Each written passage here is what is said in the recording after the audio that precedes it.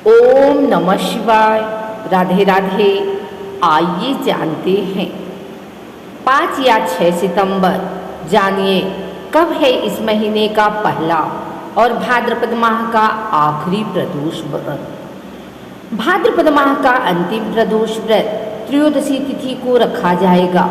भाद्रपद माह के शुक्ल पक्ष की त्रयोदशी तिथि की शुरुआत 5 सितंबर की सुबह 4:08 से होगी।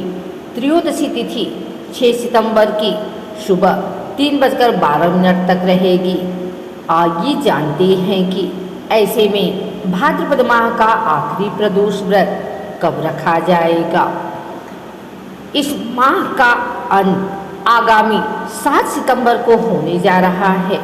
ऐसे में भाद्रपद का अंतिम और सितंबर का पहला प्रदोष व्रत त्रयोदशी तिथि को रखा जाएगा।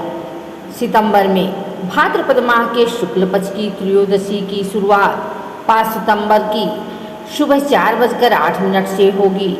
यही इस तिथि की समापन 6 सितंबर की दोपहर 3:14 तक रहेगी। ऐसे में प्रदोष का 5 सितंबर को होने के कारण व्रत भी इसी दिन रखा जाएगा। प्रदोष का दिन भगवान शिव और माता पार्वती को समर्पित होता है। इस दिन पूजन शाम के समय यानी प्रदोष काल में ही होता है। 5 सितंबर की शाम 6:38 से रात 8:55 तक प्रदोष काल रहेगा। आप इस समय पूजन कर सकते हैं।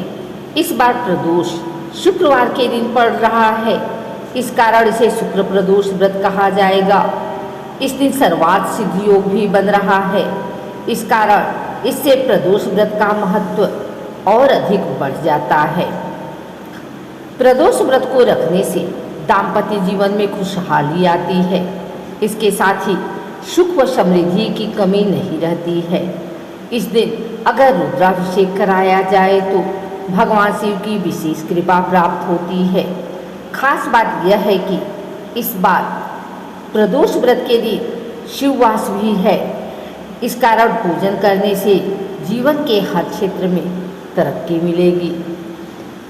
ऐसे करें पूजन प्रदोष व्रत के दिन सुबह जल्दी उठकर। इसके बाद नित्य कर्म से मुक्त होने के बाद पूजा स्थल को साफ करें। प्रदोष व्रत की पूजा प्रदोष काल में ही होती है, इस कारण शाम के समय शिव मंदिर में जाएं और घी का दीपक जलाकर शिवलिंग का पंचामृत से अभिषेक करें। माता पार्वती को फल मिठाई का भोग लगाते हुए श्रृंगार का सामान अर्पित करें। इसके बाद प्रदोष व्रत की कथा और शिव चालीसा का पाठ करें। अंत में भगवान शिव की आरती करें। इसके बाद प्रसाद ग्रहण करके व्रत का पारण कर सकते हैं।